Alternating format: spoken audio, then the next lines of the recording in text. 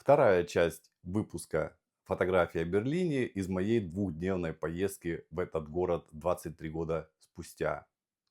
Если вы смотрели первый выпуск, вы наверняка помните, что это был дождливый день. Сегодня же отличный, солнечный, погожий денек. И я зову вас снова пройтись вместе со мной по самым знаковым, значимым и знаменитым местам Берлина.